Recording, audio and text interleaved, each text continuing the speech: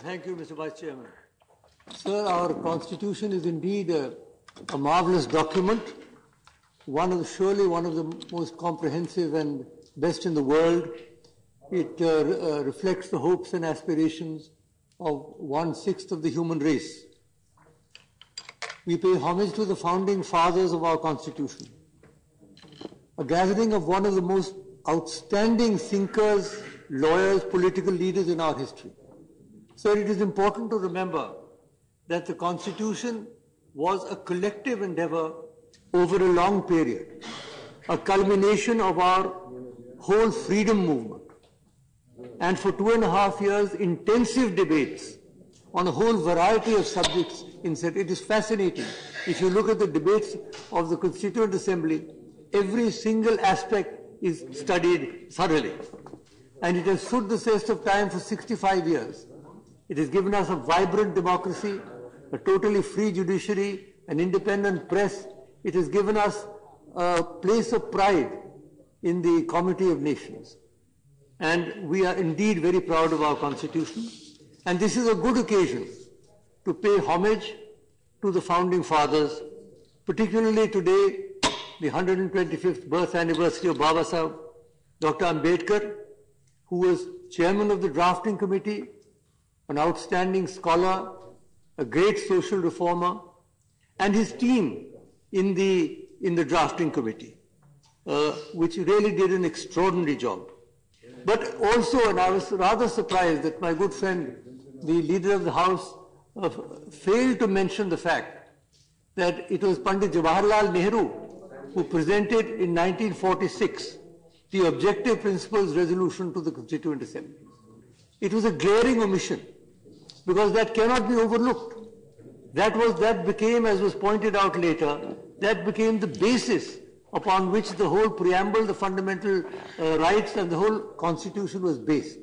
So I have a regret that in his very interesting speech, he failed to mention Pandit Jawaharlal Nehru, who not only introduced the objective resolution, but who as Prime Minister, as first Prime Minister, was all the time there to see that the idealism and the idealistic framework, the ideological framework of the Constitution, as adumbrated in those principles, were followed.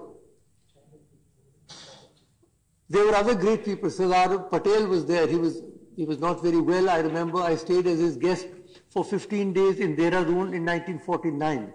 He was very kind to me. I stayed there. He was very ill, but nonetheless he played a major role, not only in the freedom movement, but even in the last years in the framing of the Constitution. Maulana Azad, the great scholar, he was there. Dr. Rajendra Prasad, we cannot forget him. He presided with great dignity and grace over the Constituent Assembly for 2.5 years in the Central Hall. And I must point out, sir, that the people who actually drafted the Constitution, B.N. Rao and Alladi Krishnaswamy Iyer, nobody mentions them today.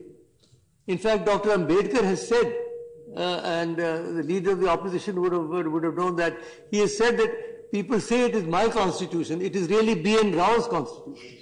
Because I knew him also, I knew all these great people luckily. I knew B.N. Rao because in my father's time, he was Prime Minister in Jammu and Kashmir from 1942 to 1944. And he was the great, one of the finest... This is history, sir. This is history. One of the finest draftsmen in the world. So B.N. Rao, and ably aided and abetted by Alladi Krishnaswamy Iyer, those two people should also, I think, be remembered. Because as I said, this is a collective endeavor. Dr. Ambedkar will always have the credit of chairing the drafting committee and of giving the thrust towards social justice, but we must remember other people also on this occasion. Sir, my colleague, the leader of the opposition, has already made a detailed speech. I would just like to touch on 2 points. In the highly controversial 42nd Amendment was revoked, but there were 2 items that were not revoked. One was the words socialist and secular in the preamble, and the other were the fundamental duties. And those are the 2 points upon which, sir, I would like briefly to touch today.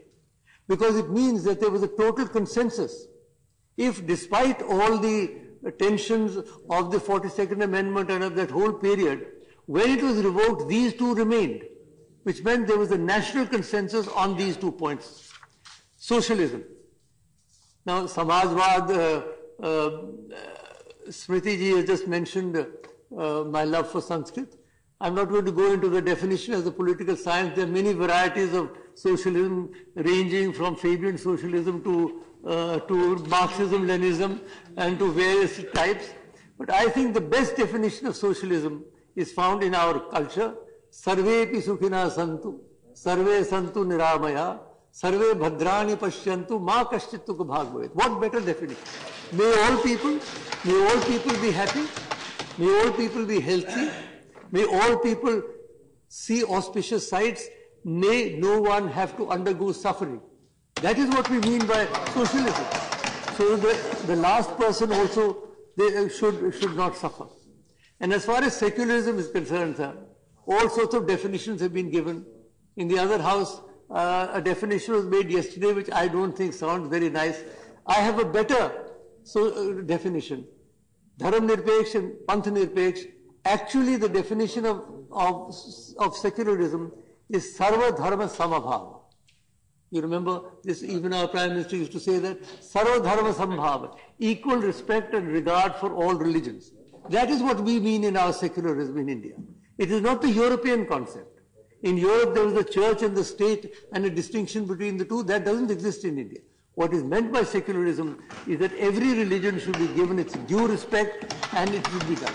And that again is based upon the great Rigvedic dictum. Ekam sat vipraha bahuda vadanti.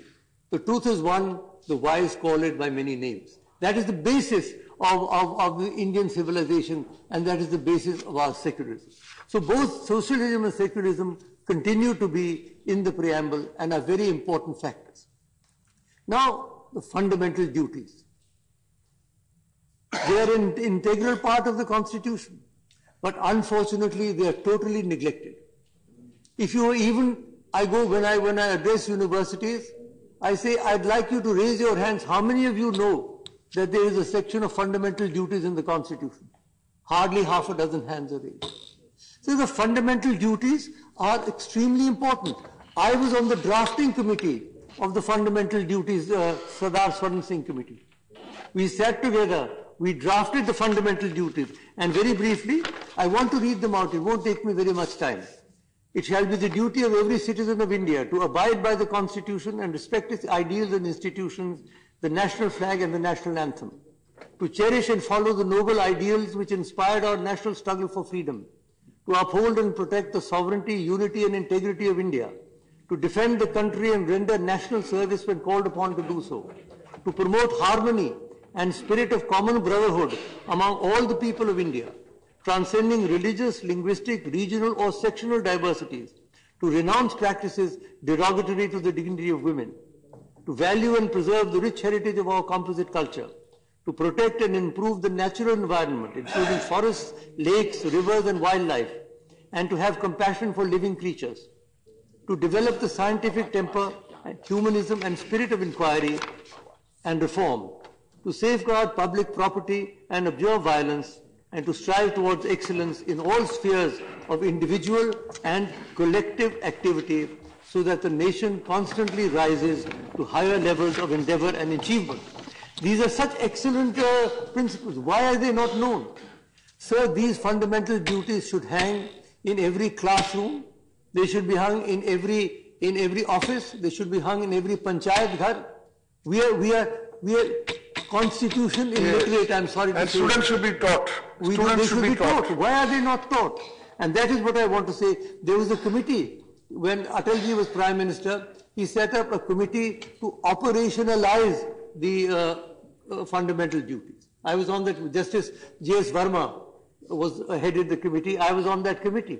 And we came up with 2 volumes of suggestions regarding how they can be operationalized. Those reports have disappeared. So on this occasion, I would like to urge that we must rediscover those fundamental duties. After all, I have the privilege of chairing the Ethics Committee of the Rajya Sabha. We have our differences, we have our sharp disagreements, we have our divergent political ideologies, but if the ethical foundations of our society as adumbrated in the Constitution and in the fundamental duties, if they continue to erode, the nation will pay a very heavy price in the years and decades ahead. Let us therefore, sir, take this opportunity to rededicate ourselves to the greater good and glory of India as enshrined and envisaged in our Constitution. Thank you. Thank you very much. 6 o'clock now. Now I will call the, who will have the, Ram Kumar Kashyap is there? No, only start at 6.